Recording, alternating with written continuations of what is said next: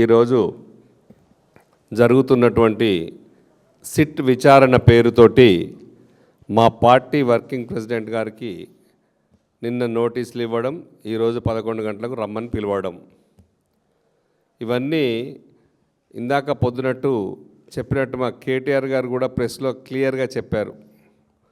ఒక చక్రవాకం సీరియల్ లాగా, కార్తీక దీపం టెలి సీరియల్ లాగా, వెబ్ సిరీస్ లాగా నడుపుకుంటూ పోతున్నారు.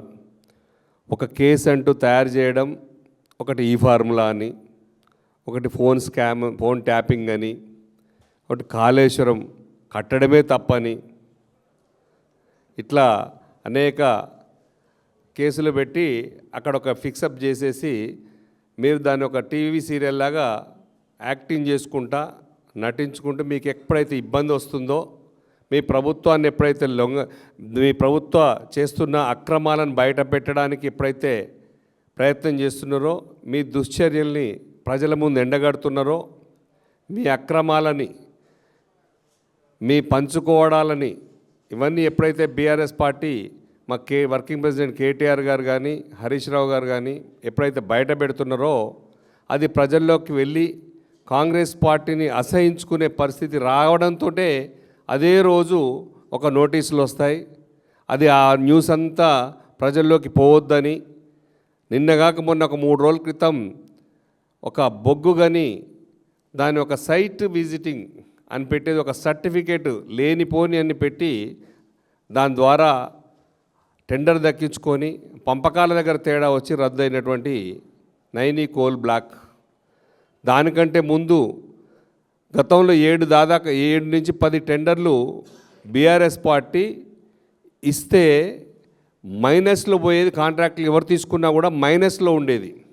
కానీ కాంగ్రెస్ పార్టీ అధికారంలోకి వచ్చినాక వెంకటేష్ కానీ శ్రీరాంపూర్ 2 కూడా -7లో ఉన్నటువంటి టెండర్లు మా ప్రభుత్వం ఇస్తే వాటిని రద్దుపరిచి ఇదే సిస్టమ్, సైట్ విజిట్ సిస్టమ్ ద్వారా దాన్ని రీయాక్షన్ టెండర్ పెట్టి మళ్ళీ +7 కానీ ఇట్లా తీసుకెళ్ళి వేరే వాళ్ళకు లాభం చేయడం, మన బంగారాన్ని, మన సింగరేణిని లాస్ చేయడం, కార్మికుల వాళ్ళ ఇబ్బందులు చేయడం, 10 ఏళ్ల పాలనలో లాభాల్లో ఉన్నటువంటి సింగరేణిని దివాలా తీయించడం, దాంట్లో ఉన్న డబ్బును తరలించడం, వేరే వాటి ఖర్చు పెట్టుకోవడాలు, ఇవన్నీ మా హరీష్ రావు గారు, మా వర్కింగ్ ప్రెసిడెంట్ కేటీఆర్ గారు బయట పెడితే అవన్నీ ప్రజల్లోకి వచ్చి ఫెయిల్యూర్స్ కనబడుతున్నాయని చెప్పేసి దాని డైవర్షన్ పాలిటిక్సే హరీష్ రావు గారికి సిద్దిపేటలో ఉంటే నోటీసులు ఇచ్చారు, తెల్లారు రమ్మన్నారు.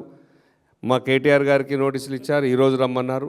నిబద్ధత కలిగిన పార్టీ కాబట్టి, కష్టంతో కూడిన పార్టీ కాబట్టి, తెలంగాణ సాధించిన పార్టీ, బంగారు తెలంగాణకు 10 ఏళ్ళు పాలించిన పార్టీ కాబట్టి, కేసీఆర్ గారు నేర్పిందే క్రమశిక్షణ, ఖచ్చితంగా ఎలాంటి కేసులకు భయపడే క్వశ్చనే లేదు కాబట్టి మీరు పిలవగానే వెంటనే హాజరయ్యారు. ఏం చేస్తున్నారో అది, ఆ టెలిఫోన్ ట్యాపింగ్ అనే దాని మీద, ఆ కేసుల గురించి ఈరోజు మా retired additional DG RS Praveen గారు చాలా చక్కగా 45 నిమిషాలు వివరించడం జరిగింది. ఇది కేసే కాదు, రాజకీయ నాయకులకు, ముఖ్యమంత్రులకు, మంత్రులకు సంబంధం లేని అంశం ఇది డిపార్ట్మెంట్ వాళ్ళు, పోలీస్ డిపార్ట్మెంట్ వాళ్ళు, అధికారులు వాళ్ళ భద్రత కోసం చేసుకునే పనులు తప్ప ఏ రాజకీయ నాయకులు చేయరు. ఏ రాజకీయ నాయకుడని ఇప్పుడు కేటీఆర్ గారు కానీ, హరీష్ రావు గారు కానీ ఎక్కడన్నా కూర్చొని రిమోట్తో ఆపరేట్ చేసుకుని వాళ్ళు ఆపరేట్ చేసి ప్లగ్లు, స్విచ్లు పెట్టి చేసి ట్యాపింగ్ చేస్తారా? ఇవి కావు కదా. వాటి గురించి కూడా క్లియర్గా మా నాయకులు ప్రవీణ్ గారు కూడా వివరించారు. ఇవన్నీ ప్రజలు చూస్తున్నారు.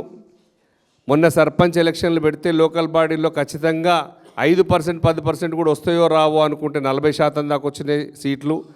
ఈ మున్సిపల్ ఎన్నికలు కూడా రిజల్ట్ సర్వేలలో వాళ్ళకే అనుకూలం, మాకే అనుకూలంగా ఉందని తెలుసుకొని దీన్ని డైవర్ట్ చేయడం, బొగ్గు గనిది బయటకు వచ్చిన తర్వాత దీన్ని డైవర్ట్ చేయడం, ఇక్కడి నుంచి 10 రోజులు ఇతర దేశాల్లో తిరుగుతున్నాం కదా, నేనైతే ఇక్కడ ఉండలేను కదా, ఇక్కడ ఒక చిచ్చు పెట్టి ఒక మంట పెట్టి పోదాం, వచ్చేదాకా ఇది నడుస్తూనే ఉంటుందని చెప్పేసి ఒక టీవీ సీరియల్ను పెట్టిపోయారు. ఇది తెలంగాణ రాష్ట్ర ప్రజలు చూస్తున్నారు. బీఆర్ఎస్ పార్టీకి ఇలాంటి చర్యలను ఎదుర్కోవడం కొత్త కాదు, తిప్పి కొడతారు. మీరు ఇంకెన్ని సీట్లు వేసుకున్నా, ఎన్ని కమిషన్లు వేసుకున్నా బీఆర్ఎస్ పార్టీకి వచ్చే నష్టం లేదు, ఏమి ఇబ్బంది లేదు, ప్రజలకు తెలియజేస్తాం. ఇందాక మా ప్రవీణ్ అన్న, మా అన్నట్టు మీరు చెక్ డ్యాములు పెంచిన దాని మీద కానీ, కాళేశ్వరం అక్కడ ప్రాజెక్ట్ మీద దాని మీద మేడిగడ్డను పేల్చిన దాని మీద కానీ సిట్ వేయండి. మీ బొగ్గు గనులు స్కామ్ మీద సిట్ వేయండి, కమిషన్లు వేయండి, సుప్రీంకోర్టు జడ్జిలతో విచారణ జరిపించండి. అలాంటివి చేయకుండా మీరు చేసేదాన్ని మీ చేతిలో నేను చేసుకుంటూ పోతున్నారు. ప్రజలు గమనిస్తున్నారు. ప్రజాక్షేత్రంలో మీకు భంగపాటు తప్పదు. తస్మాత్ ఖచ్చితంగా మేము సిబిఐ ఎంక్వైరీ కోసం బొగ్గు దాని మీద కూడా మేము పార్లమెంట్లో ఖచ్చితంగా చర్చకు తీసుకొస్తాం. మా కేసీఆర్ గారు చెప్పారు, మీరు ఇచ్చిన హామీలు కనీసం బీసీలకు 42% రిజర్వేషన్ కల్పించకుండానే ఎలక్షన్ కల్పించలేకపోతామని 2 సంవత్సరాలు తాత్సారం చేసి కల్పించకుండానే ఎలక్షన్లో పోయారు. మా బీసీల మంట, మా కడుపు బాధ కూడా మీ అన్ని పార్టీకి తగులుతే ఖచ్చితంగా ఈ శిక్ష తప్పదు ప్రజాక్షేత్రంలో. తస్మాత్ జాగ్రత్త. Thank you.